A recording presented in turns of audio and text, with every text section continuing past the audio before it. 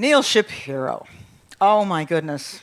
It was 2007 when I met you, because I was a member of the little bit of history first, personal history, and then a little bit of history of the whole mess that public television is in. And then we'll get to where Neal thinks it's going and where Neal thinks media is going. And we can cover a lot of territory, because this man has been more than the CEO of the WNET group, which was basically 13 at one point in time, which was a television station that happened to be public broadcasting. But then he realized we had to go digital. He came in having been president of NBC News, and before that a producer of its top programs on NBC. Neal is a pleasure to have on our podium here, because he knows broadcast journalism from the get-go, and he knows the challenging thing that public television has always been, because when he came in at 2007, he discovered it's not quite as slick and clean and easy as a network. It was messy. It was disorganized. It was a casual grouping of things that grew up locally and kind of came together and was never efficient, I think is a safe way to say it, right? I was a member of an organization called the Friends of 13, joined it in 1995, and that was because I had retired from broadcast journalism. I flunked retirement badly. I've continued to flunk retirement. And he's going to flunk retirement too, even though he says he's a CEO and is going to be leaving at the end of this year. He's going to be president emeritus, but you're not finished. You wait till you see this. Anyway, there are more stars coming to Neal Shapiro. But I just want to say, Neal came on board and revitalized public television. WNET in particular, because he started to get us in the digital framework, became not just 13, but WNET.org, getting us out there where he saw the other audiences were going. And he started putting in new programming. And I must say, I'm particularly proud of one of those pieces, because he had a workshop right in the beginning of all of us who were there, who had been supporting the station in our own ways. And he asked us if we had any ideas. And he started saying, we really need to think locally too. We need to think about doing something that's very special for New York. And I said, New York has all these wonderful buildings.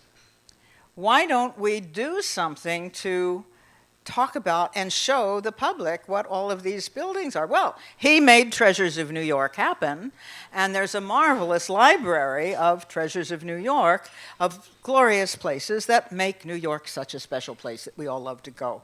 That's just one of the things he did. Thank you, Betsy. Amanpour and Company, that was you, and, well, tell him a couple of the things that you particularly feel were important to bolstering the system. You did something called Next Gen TV, which I don't fully understand, but anyway. Well, I think, part of what to go back about when I first started, there's something which I'm very proud of my time in broadcast journalism commercially, but there was something different about being in a nonprofit world, because people had a different relationship with you. And as I said, I'm proud of the time I spent in commercial television. But I don't think, I could count on the fingers of maybe this hand how many times people called me and just said, that was a great story. But I can't tell you how many times they called me and said, we fell 18-49 in the second half hour. Right? What was wrong with that? Like, why'd you do this? Why'd you do that? And it was all about commercials. That's what commercial TV is. There's something about mission television and mission media in the sense that you try to reach as many people as you can, but it's trying to have a different experience, trying to engage them in their head or their heart in some profound, different way than who's going to get kicked off the island or whatever commercial TV does. So that was great. And among the things, so one thing I'm very proud of, we started something called All Arts. It's a 24/7, it's both a broadcast channel, it's a streaming service, and the idea is to capture one of the things that makes New York great, which is the kind of arts we have here, that we are the center for arts in the country. And it's everything from established arts like chamber music to things like we have a thing called Broadway Sandwich, and the premise is what do stars do between the matinee and the evening show? That's the sandwich.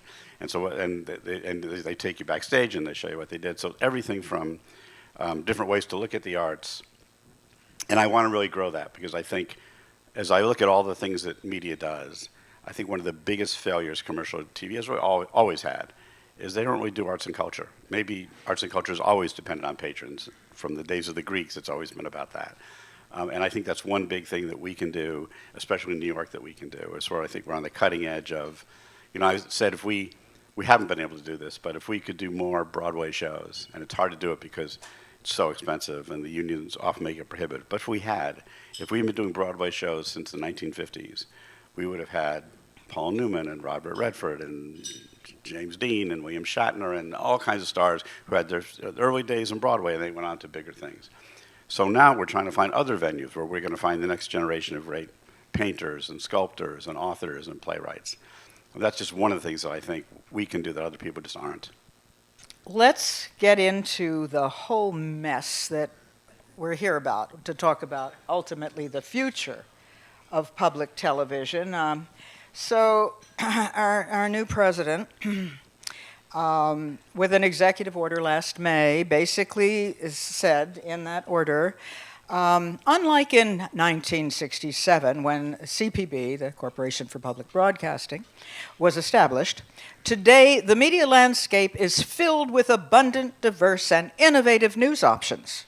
Government funding of news media in this environment is not only outdated and unnecessary, but corrosive to the appearance of journalistic independence. Really? Wrong. Right now we're the only Western democracy that doesn't fund public media. There's a long-standing tradition of why this is important and how what I think public media really does is address market failure. So there are a lot of things I would say, you know what, your tax dollars shouldn't go to spend. Like, your tax dollars should not go to, though it does probably, about who televises the New York Yankees. There's plenty of commercial things to do that. But there are some things even in the news world, even as a veteran news guy, that I would say are missing. So one is like a serious 1-hour newscast without commercials that's not driven by ratings. But there is only one news hour, and despite all the choices, there still is only one. There's right now only one place for serious weekly documentaries, which is Frontline, and you can look everywhere else, but there just isn't. We're talking about $1.85 per taxpayer, so it's not like it was a lot of money. And that the money didn't just go to news; it went to everything. It went to arts and culture and history. And while there are lots of choices, I think there's some things that are distinctive to public media. Look at Ken Burns, right? There are a zillion choices, but nobody else is going to give Ken Burns 20 hours to talk about the American Revolution or jazz or Buffalo or Teddy Roosevelt or whatever he wants to talk about. Because Ken is a brilliant documentarian, but there is not a commercial way in which that can work. I think what this really was an excuse. I think the president and his troops have long wanted to stop funding public media because it plays very well with the base. Right? That somehow this was a way to get at the elites and get at the people right. But in fact, it hasn't. That's not really true. If you look at who watches public media across the country, it's actually much more even than you might expect. It's about a third Republicans, a third Democrats, and a third Independents. It's kind of like the electorate. And there are a lot of shows we do, like Nature or kid shows, which have no political aspect to it all and are watched by everybody. So I think this was a political ploy. I think they seized on news, and I think even in news it just wasn't fair. Yeah, his comment also in that splendid order was basically there shouldn't be taxpayer dollars in this because public media is failing to present a fair, accurate, or unbiased portrayal of current events to tax-paying citizens. Yeah, so we just did it. We did a survey. We've done it, I think, 31 years in a row now. That says we are the most trusted institution in America. You put historians on. Is there something wrong with that? Not to me, right? And I have to say we go out of our way to try to do the best you can to try to get different points of view. Now it's harder in this administration because they kind of don't want their people on the air at all. So now oftentimes you'll find that we have former administration people or former people in the Trump campaign because they made it even harder to do it. But I mean, I know the people who do the NewsHour. I'm telling you, I've sat in their morning editorial meetings, and it is not unlike the Fox meetings.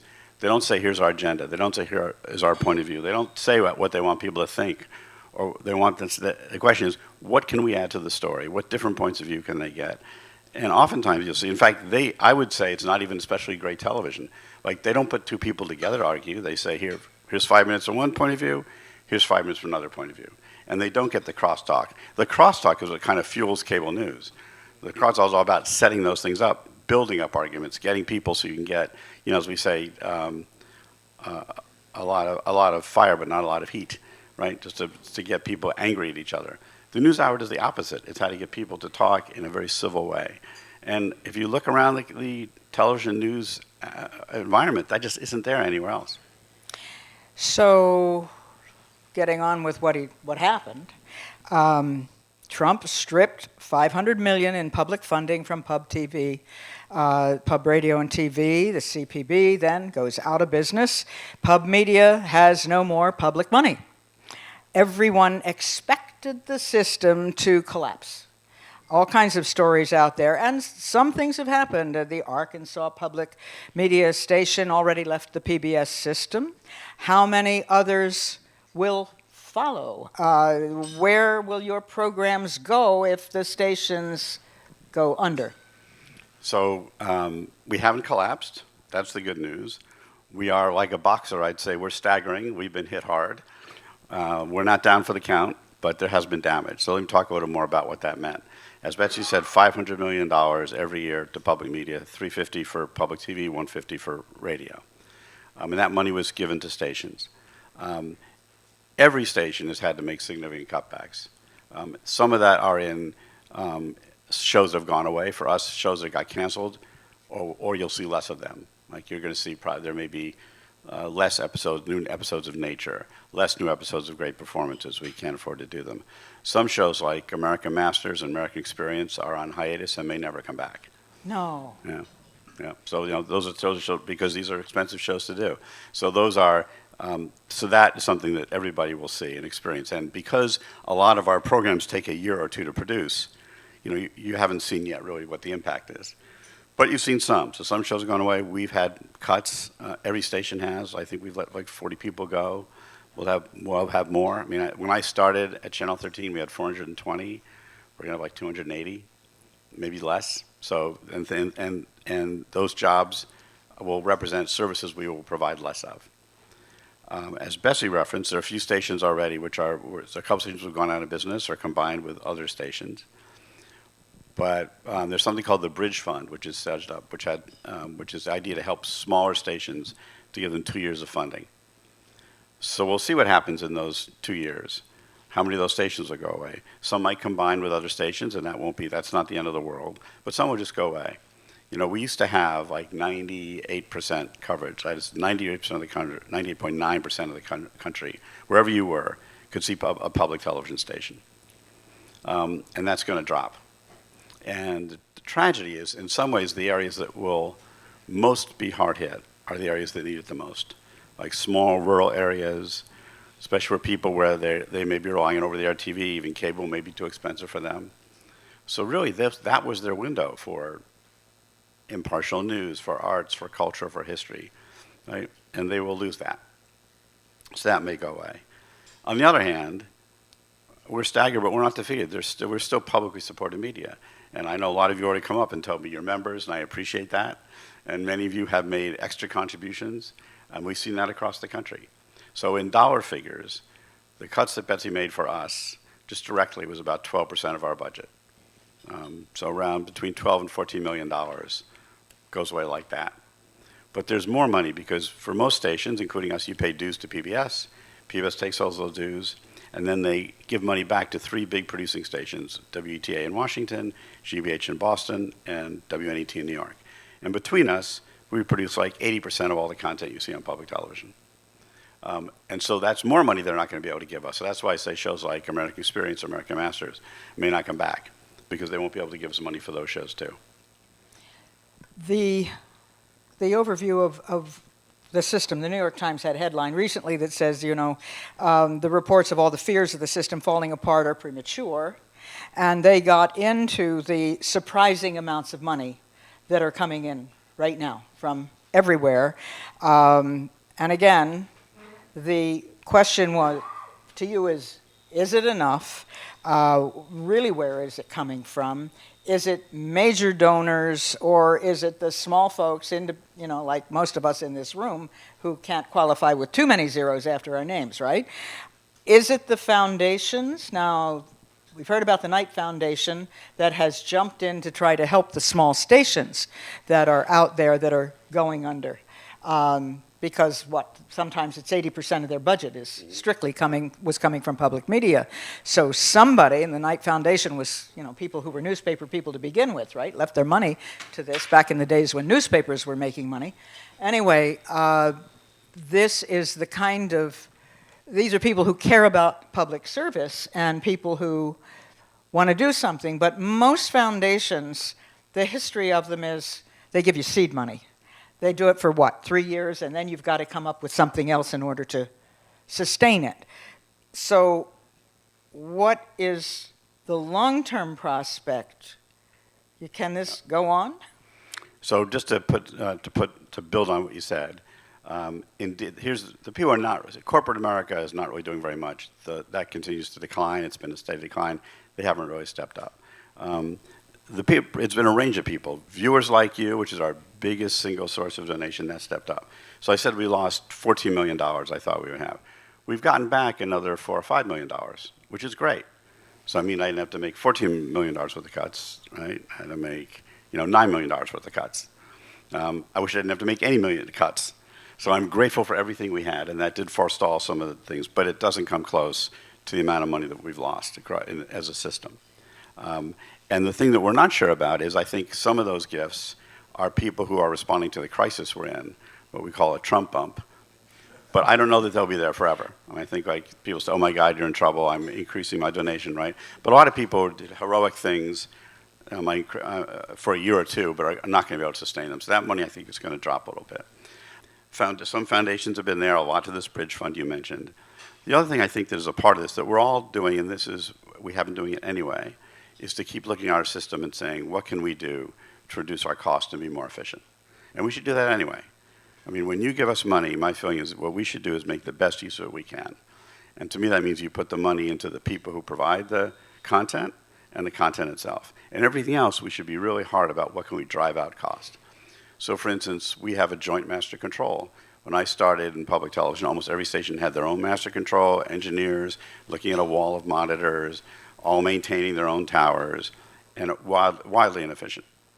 Now we've combined those. Like half the system is all combined in Syracuse, and one person can monitor 8 or 9 stations at the same time. So we've driven out cost. We're going to keep looking at ways to do that in ways you won't see. So that's one thing we'll do. That's not going to solve the gap entirely, but that's one thing we'll do. The other thing we're doing is saying we need to reinvent the system a little bit. How can we find other ways to help people support us? So for people who still are into tote bags and watch me on Pledge, that's great. Thank you for going to your phones and your computers, that's great. But there's a whole new generation of people who are watching us, and maybe not even on TV. So when the biggest single platform where people are watching content is, anyone guess? YouTube. Right, more people watch YouTube, not the search service, but YouTube, than watch on broadcast television. When we look at our programs, the same programs, something like Nature on broadcast, maybe 60% of the audience is like 55 and older, because that's who watches Channel 13. If I take that same program and put it on YouTube, it's incredibly different. It's a much smaller part. It's much more like the general population. Huge parts, 18 to 24, 24 to 46, right? So that means the same content, but on a different platform. The problem is, when you're watching on television, we know who you are. Right? We can appeal to you on Pledge and so forth. If we have your email, we can address you and start a dialogue and tell you what's happening and try to keep you engaged. YouTube, we don't get that data. It doesn't belong to us. It belongs to YouTube. But we're trying to work with them. I don't think they'll ever give us the data, but now there might be ways where we can at least monetize it a little bit, like some of the advertising you see around programs, and that might be another source of revenue. The other thing we're trying to think about is for people who just are fans of something on social media, if they follow us on Facebook or Instagram or something like that. And all our programs have pages there. We haven't figured out how to monetize that yet. But that's a whole other generation of people who like us enough to friend us or follow us. And they may not want to be the way we think of membership. Like all of us here, we're in the membership generation, right? We join things. Like, I'm a member of the New York Public Library. I never go to the New York Public Library. I just sort of think we should have a library, so I'm a member of it, right? Our generation joins things. This next generation is much more transactional, much more driven on use, and much more driven on purpose. So they'll buy songs, right? They'll stream. They'll pay for streaming services. If we can try to explain to them that no content is free, and that whatever program you're enjoying on American Masters or Nature, Amanpour, or whatever it is, we actually have to pay people to do that. There's a cost involved. Would you like to help us? And maybe it's not at $65 a year. Maybe it's at $1 or $2. But if 100 million people gave us $1, that would be real money. That's something. I want to go back to something that you just slid by, and that is businesses are not giving. Why is that? Because they used to. They used to sponsor things. Yeah. What happened? So, well, once upon a time when I was a kid, and I watched WRGB in Albany, and I watched Tony Guido when I was a kid. But then, and I grew up, there were 4 channels. There was ABC, NBC, CBS, and PBS. Those were the only things to watch.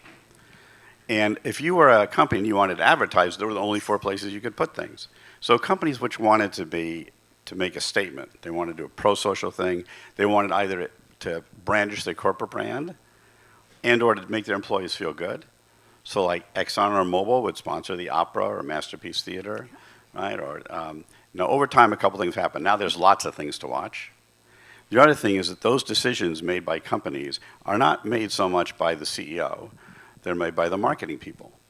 And the marketing people say, let's put our brand where it's going to do the most good, where it's going to help us sell stuff. So for instance, if you're Ford and you want to sell Mustangs, the only people who buy Mustangs, the only people, are white men, 45 to 65 who live in the suburbs. That's who buys Mustangs. Right? Now, to reach them, why put it on Channel 13? There's some of those men watching, but if I put it on the Golf Channel, I put it on the Yankee pregame show, that's the audience. So those decisions which used to be made on a non-commercial basis are being made on a commercial basis. And that's why it's not money. That's why they're not stepping up. There are better places to put their money from their point of view.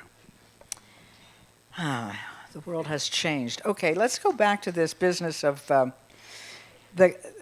where the programs can be placed.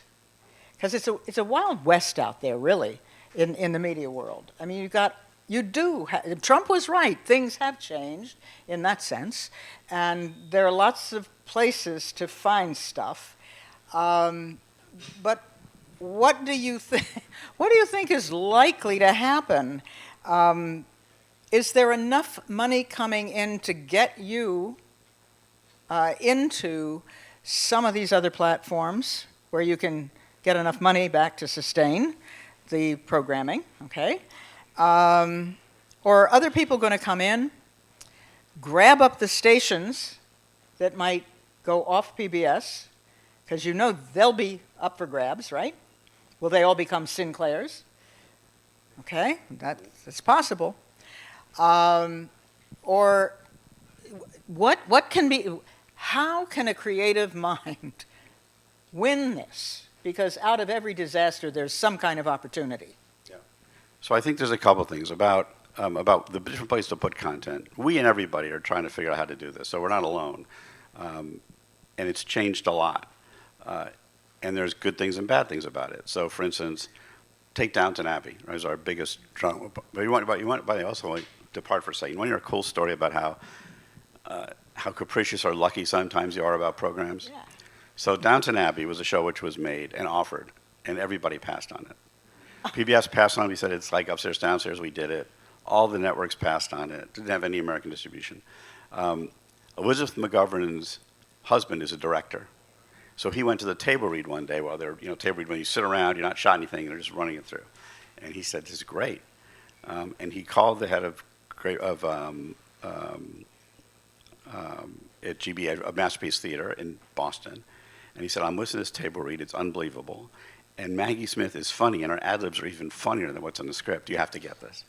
I said, all right, we'll get it. They got it for a lark. It became the biggest hit in the history of PBS. So that's that. And having once had that, and by the way, it's coming back because it turns out quality shows, even when you air them years later, people still are into them. But the difference is, even to make a show like that work, the economics of it are, you can't just pay for it, PBS can't just pay for it. So you get a window. The producers say you can have it for a certain number of time, then Amazon gets it, then maybe somebody else gets it, then it comes back to you. And that's how they get the money to keep this working. So if you ever wonder, why are PBS programs available in other places? Because that's the economics of making it work. The difference now, I think, is to figure out when we have shows like that in different places, what's the best way to do it, right? What's the best way to make sure we're smart about where we put things? The other thing that's different is shows that we own, we're going to have more ability. So Treasures of New York, which is a series we have like 60 of them now, about New York City landmarks. So if we can put that on YouTube TV and figure out a way to monetize that, that's a whole new source of revenue we just never would have had. So I think that's part of it is, and my successor and other people around the country are going to have to be smart in how they analyze content, figure out where should it go. The other thing is, sometimes we break content up into little bits. Like, for instance, this is an interesting fact. Frontline, if you watch Frontline YouTube, you can watch the whole show. Or it's often broken into like 6 pieces.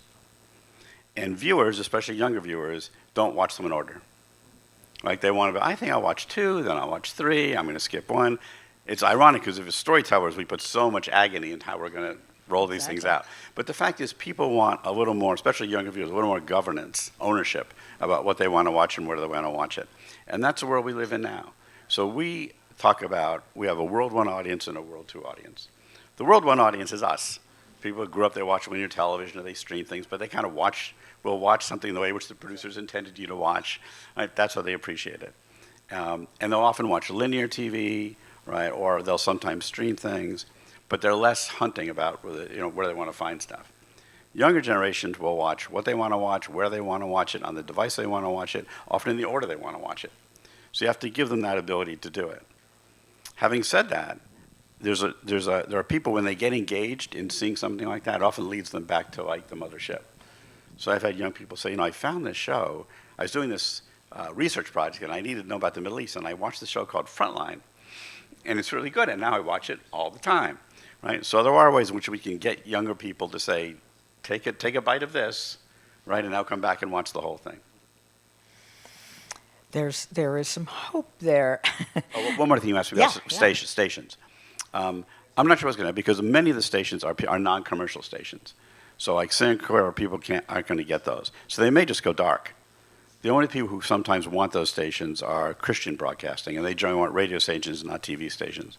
So it could just be those stations will just go away. And the real crime will be in a place like Alaska, where there's not a lot of other stations around. And often those stations are the place for news you can use. Like weather in Alaska is really critical, not just a luxury, right? So things like floods and snowstorms and things like that, or natural disasters, oftentimes the public broadcasters are the place you get that news. So that's very frightening if those stations go away. I remember one of the things the Friends of 13 used to do is to go to Washington. Every year we had the time when the Congress was looking at the funding of what we needed for, public broadcasting. And so we would go down and walk the halls, and Paula Kerger and I were frequently on the same team. She's now president of PBS and has been for some time, and done a fine job of that too, actually. But we always played on the fact that what people don't know. There were a couple of things that people don't know, was that the educational programming is run down overnight to teachers. Any teacher that wants to use it. There's a wonderful wealth of educational programming that is produced for use in the schools or anywhere, after school, whatever. But in addition, there is what these stations get in terms of emergency services. It's not just the weather, but there is a behind the scenes. That's still there. Just us, right? Yeah. So if the other emergency alerts go down, the background that supports it are the public broadcasting system. So in the event of losing communication, if towers went down, if satellites are disrupted, we're the background system for that. Johnny, we're also, we have a thing called PBS Learning Media, which is content made available free for teachers and students, where we take all our content and make it divide up into little bite-sized bits, and they're integrated into learning plans. So if a teacher wants to talk about vocabulary or geography or math or whatever it is, there's content they can use for free from public media. So all those things, there'll be less of those, but we're going to keep doing them. I remember also, we remember the Addams Family when HBO did that, and it was a wonderful series, right? And everybody said to me, oh, well, you know, they're doing these great historical dramas. We don't need to support public television for that. And I could say, well, yes, that was wonderful, but what they spent double the amount that they did on the production for the marketing of the program, which is why everybody in the world knew about it.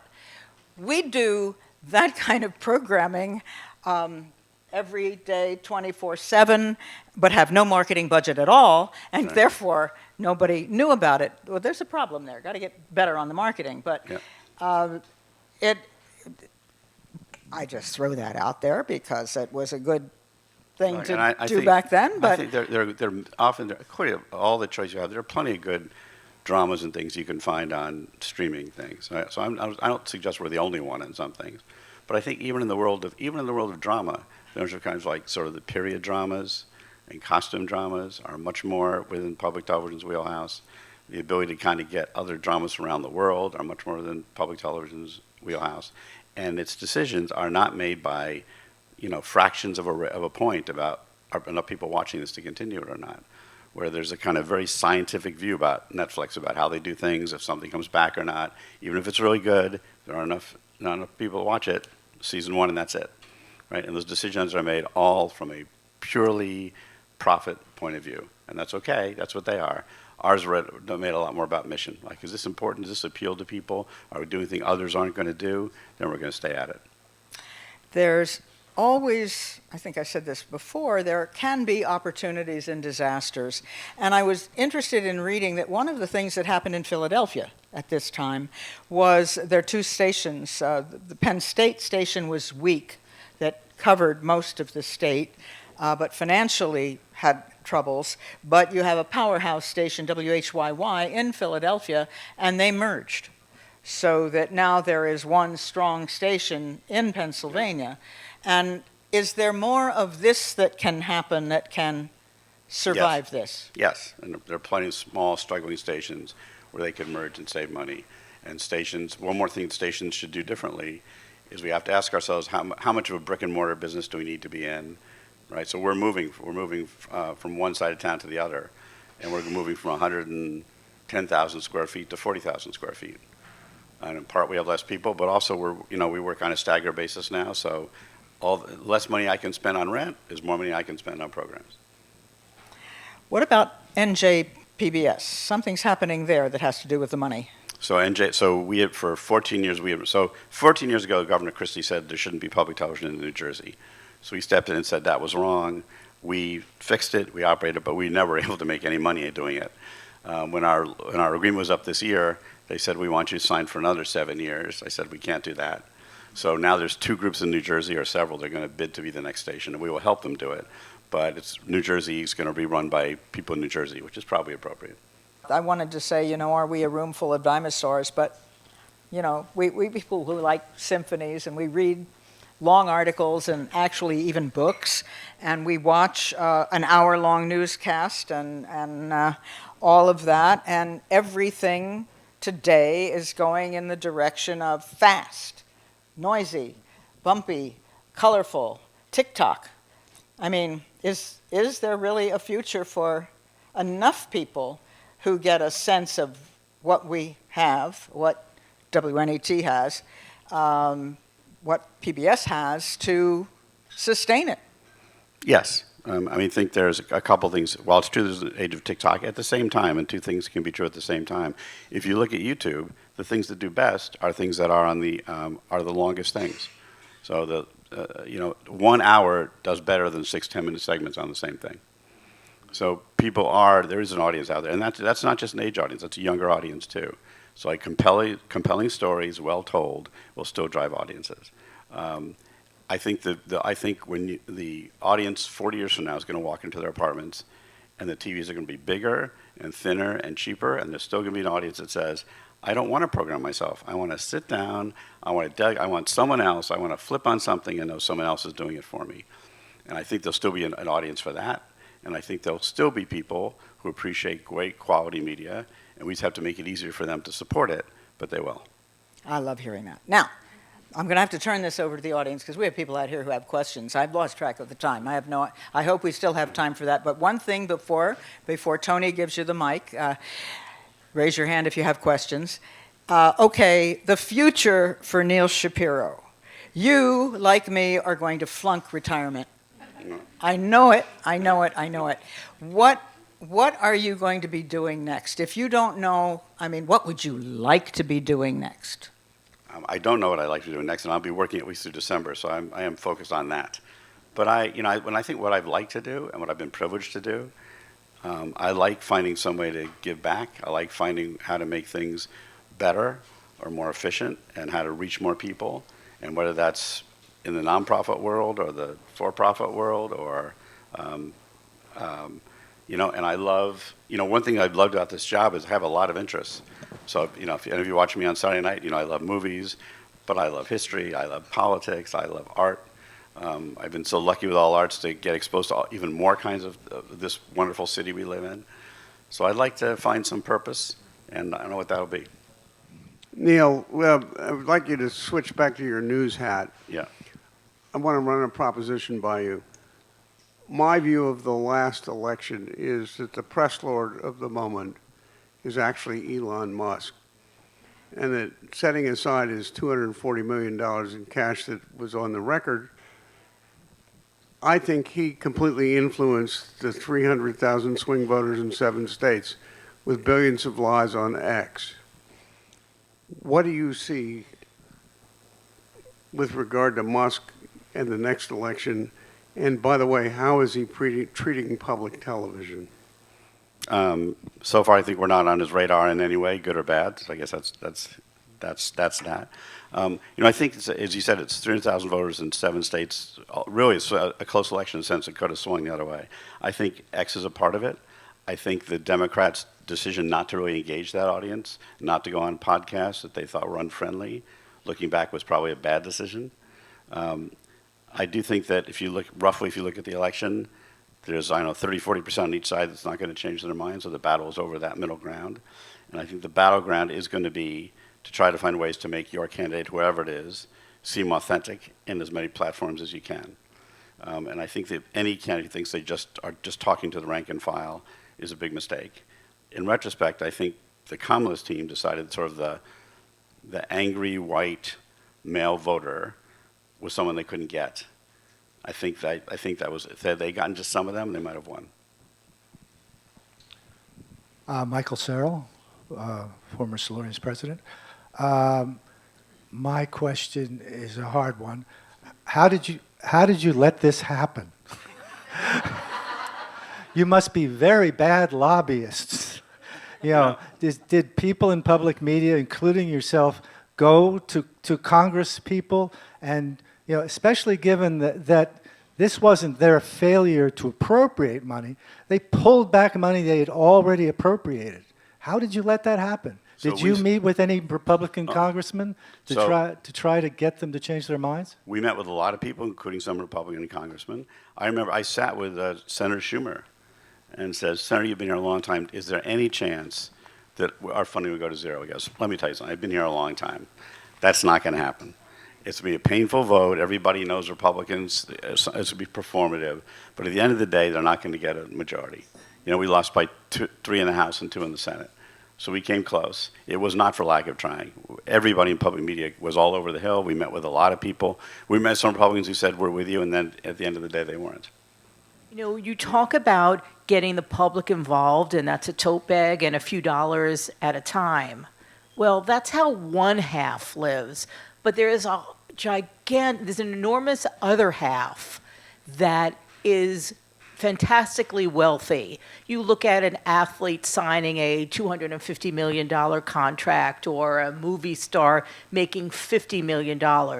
Have you ever considered getting a spokesperson from one of those fields and do have some sort of program where people are tithing? A couple of $2 million here is, $10 for us, 10 million here, and get people engaged and motivated, very much like, the late Rob Reiner did out in California, in the sense of rallying people who have these enormous connections and wealth. And sometimes all it takes is that one person to drum up support to write out a check. So the answer is yes, we have tried some of that. I'd say the sports world is not a great overlap with us. And entertainment it is, but our experience as stars have been we'll help you in other ways. Like we'll come and we'll front a program, but we don't want to be on the edge of a political thing. We don't want to be seen as taking sides. Our managers don't want us to do that. So so far we haven't had success in that. First, I want to say you asked if we were dinosaurs. I like to think of us rather as New York cockroaches. We'll survive even the nuclear winter. So we'll still be here. But how much would it take? I can tell you how upsetting this is for those of us who love public television, but how much money would it take to bring back American Masters and American experience? I mean, roughly $20, $30 million. Okay. I don't have that, but two words, Stephen Colbert. He'll be unemployed in May, and he would be great for PBS. That number you just threw out would be what? For a season? I'd say to bring both seasons back with staff for a full season of shows. I'm from the NYU Journalism School, and I'm graduating soon with my master's degree. And something that I've been thinking a lot about is audiences, and part of why all of this has happened is because there's been a narrative campaign to successfully, that has been successful in convincing a lot of people that public media is biased, and a lot of, impartial, news sources are biased. So, I don't expect you to fix this all at once, but I'm like, do you have any ideas for how to counter that narrative? Because just saying we're not clearly hasn't been enough. So we have tried to do our own digital campaign about support my public media that does try to address some of that. I do think that in the battle for hearts and minds, there's also the fact that there's a lot of money on one side that really does, that drives that message very hard. So I think we have to do the best we can to counter it, but be realistic that you're right, that is a narrative that they've been able to have a lot of people believe. As a former executive at NBC, could you comment on what's going on at CBS? Between Barry Weiss and Stephen Colbert and the Ellisons. Yeah. I think, from a broad point of view, I think it's really distressing. One worries about, and I'd say being president of News Division is a really, really hard job. Just in general, it is. But I think it may be harder if you come into that job and your experience is not running a news organization, but being an opinion person, which is what Barry's expertise is. So that would be a very bad match about when you want to run things. So I think that's an issue. There's already questions about impartiality, and I think, I was like, your job, one's job is running the thing is not to express an opinion, to make sure you're not trying to express an opinion. So Barry comes in with a point of view. And I think CBS has already been so many other issues. They're the least well-funded news organization to start out with. They're now potentially ownership, and in this ownership world where it's clear that the Trump administration may ultimately decide who gets to this, that puts another level of public scrutiny. I would say the thing makes it especially harder for employees there, is I think many of them are doing the best job they can. They're really hardworking journalists.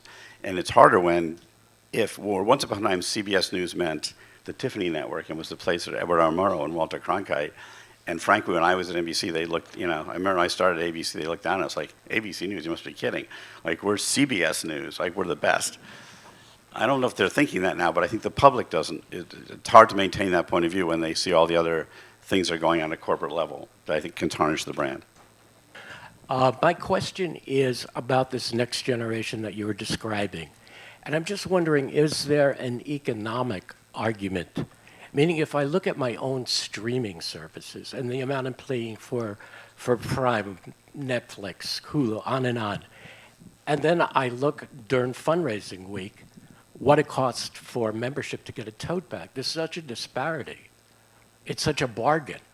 So is there an economic argument to sort of explain that it's a bargain?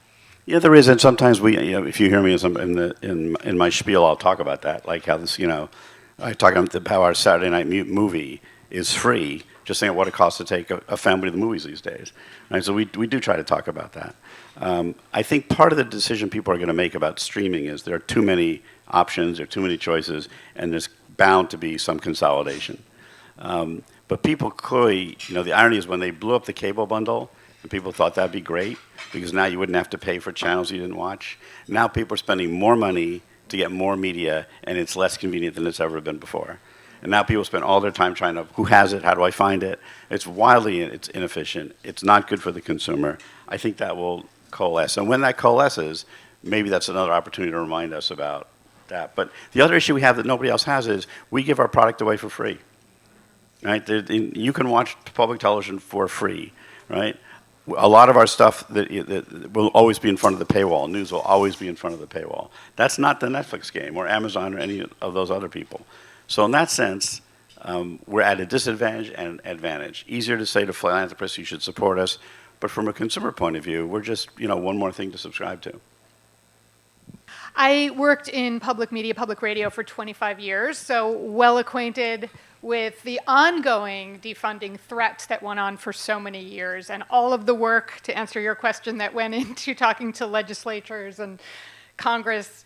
My question is about, are there any benefits to being finally free of those threats and everything that came with that over the years? It happened. We didn't think it was going to happen, but it happened. It's done now. Are there any benefits to this moment?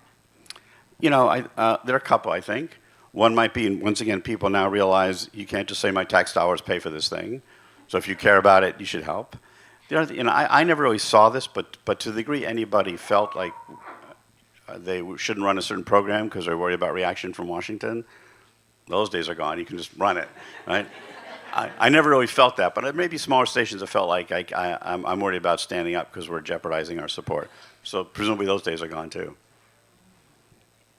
Wondering how much you're thinking of slightly unorthodox pairings, like, okay, sports is not going to support drama and opera, but what about children's TV programming?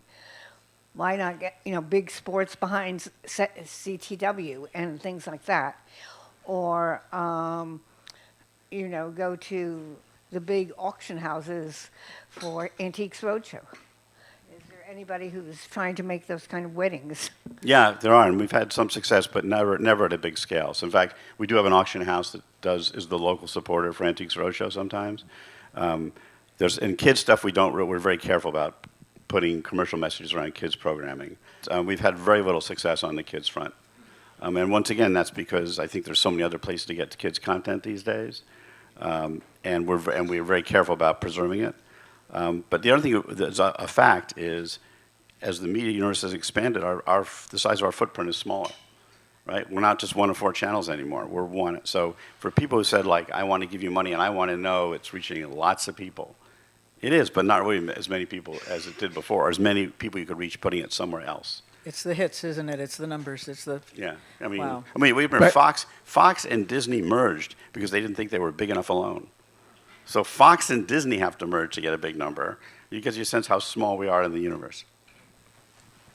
So many good points have been brought up now, including why is it so bad that we're not getting not getting congressional funding anymore. But one thing that hasn't been brought up is what about hiring, underwritten by some of your high net worth donors, a crisis management PR firm to make this into a top priority public news menu.